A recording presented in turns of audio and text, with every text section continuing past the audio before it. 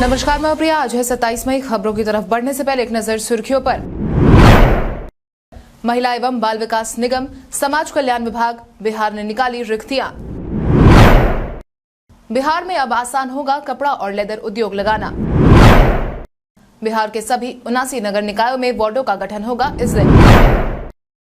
बिहार में सर्वे से पहले होगा सरकारी योजनाओं की जमीन का म्यूटेशन।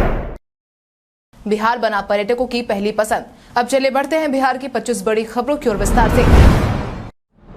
महिला एवं बाल विकास निगम, समाज कल्याण विभाग, बिहार ने निकाली रिक्तियां।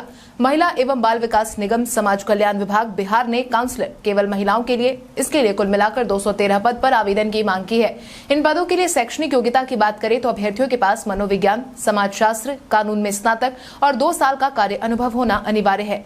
इच्छुक और योग्य उम्मीदवार अंतिम तारीख 7 जून 2022 तक आधिकारिक वेबसाइट www.wdc.bih.nic.in पर जाकर आवेदन भर सकते हैं। इसके साथ ही आप इन पदों से जुड़ी तमाम जानकारी नीचे डिस्क्रिप्शन बॉक्स में दिए गए URL से जाकर ले सकते हैं। 3 महीने के बाद बालू पर लगने वाली है रोक, बढ़ सकती है कीमत।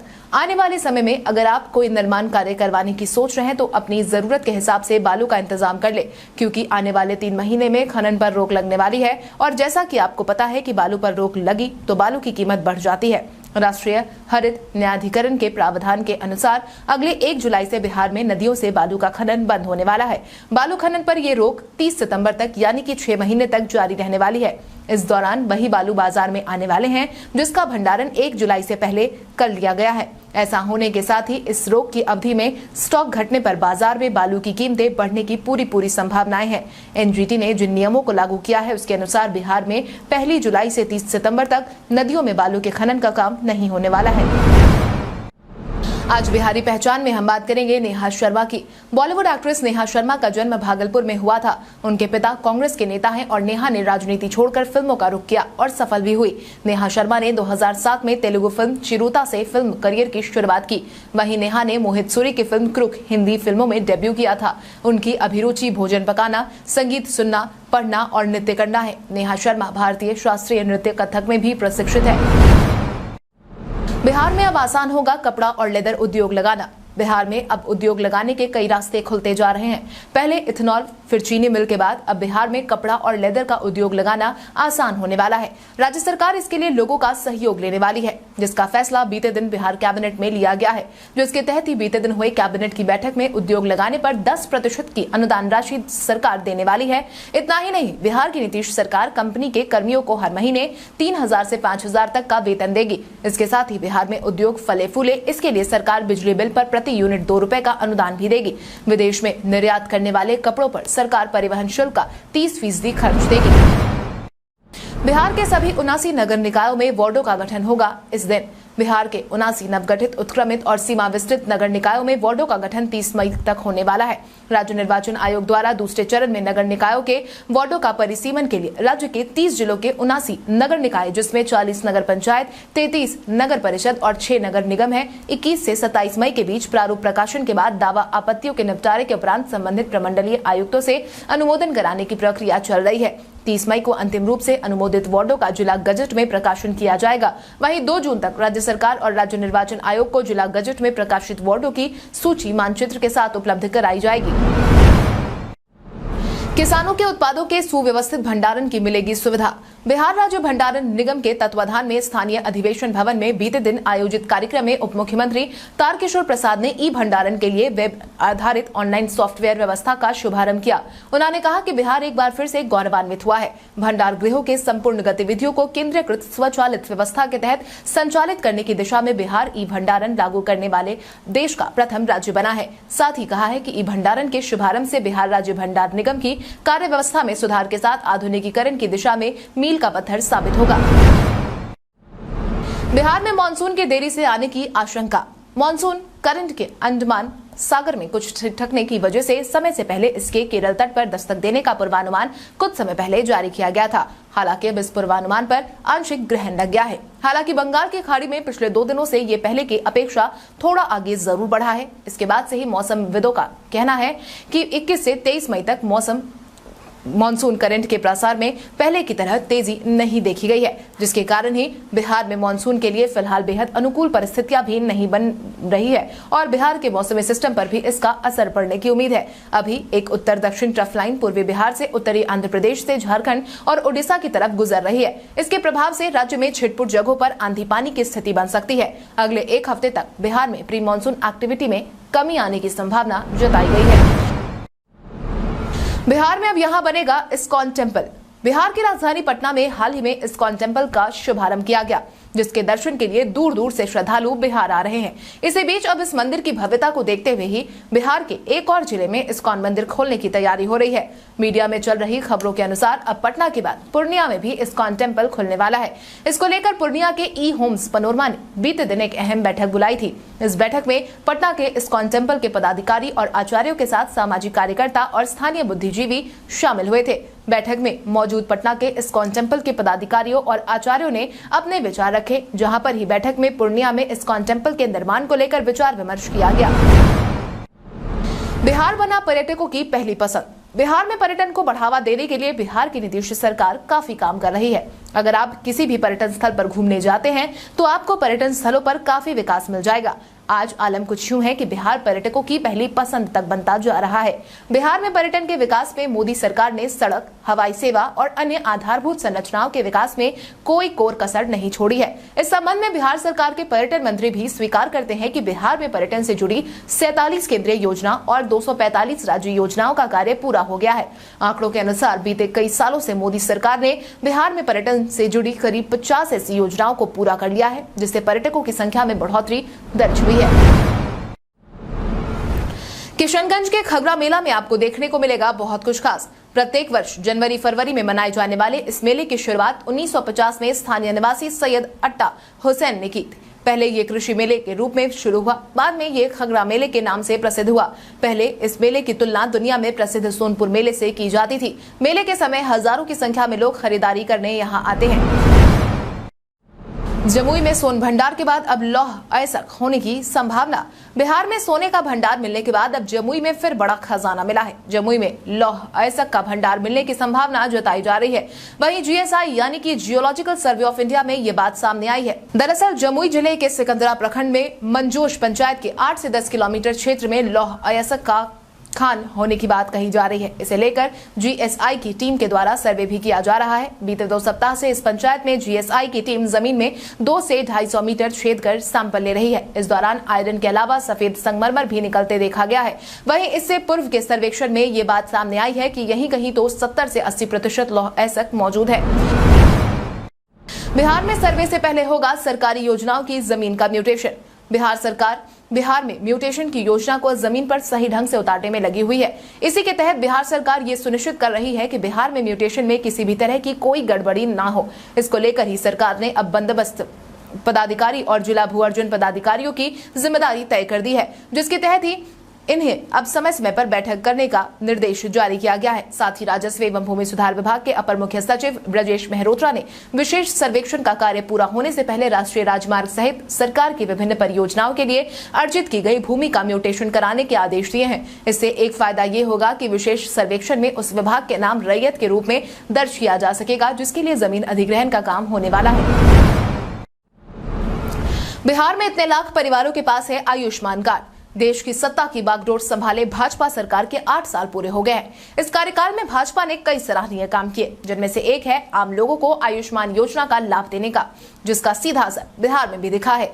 आयुष्मान भारत योजना प्रधानमंत्री नरेंद्र मोदी की ड्रीम योजना में से एक है, जिसके तहत ही देश और राज्य के कई कार्यक्रम चलाए जा रहे हैं, जिससे लोगों को और भी बेहतर सुविधाएं मिल सके। इस योजना का ही बिहार में भी बड़े पैमाने पर गरीबों ने लाभ उठाया है। ताजा आंकड़ों के अनुसार बिहार में 34 लाख परिवारों के पास आयुष्मान कार्ड योजना है।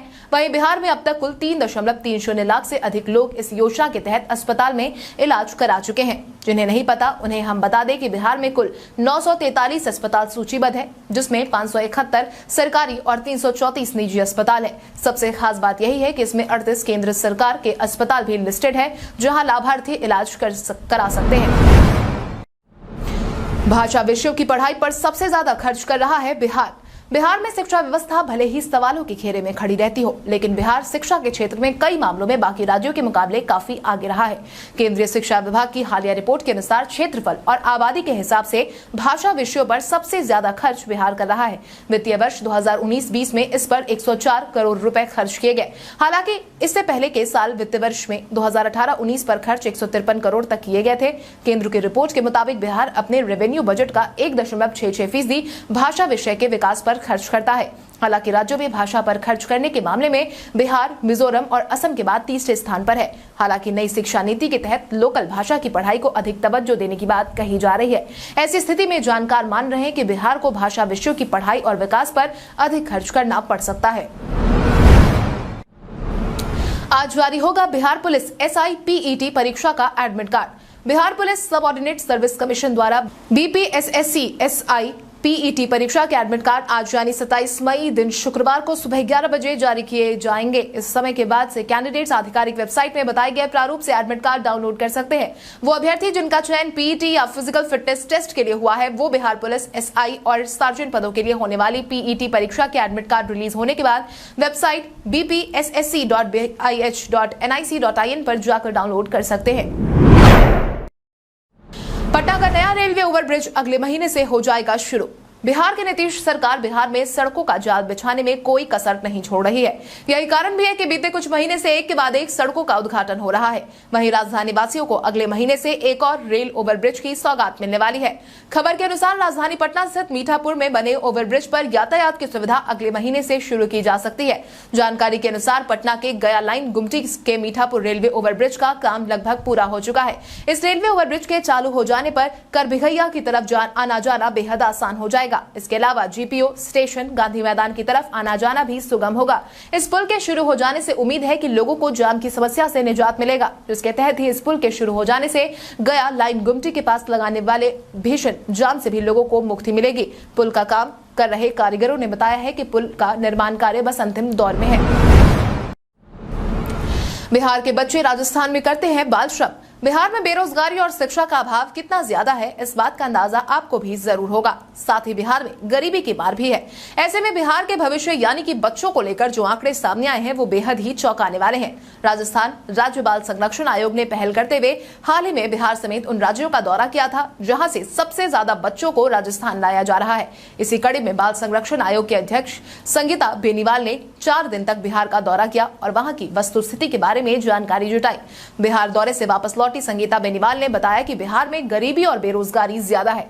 ऐसे में परिजन बच्चों को बाल श्रम के लिए भेजने को मजबूर है। चिंताजनक बात तो ये भी है कि राजस्थान में बाल श्रम रोकने के लिए किए जा रहे प्रयास के बावजूद ये आंकड़ा कम नहीं हो रहा है। बिहार सरकार ने जातिगत जनगणना के स्वरूप पर काम किया शुरू।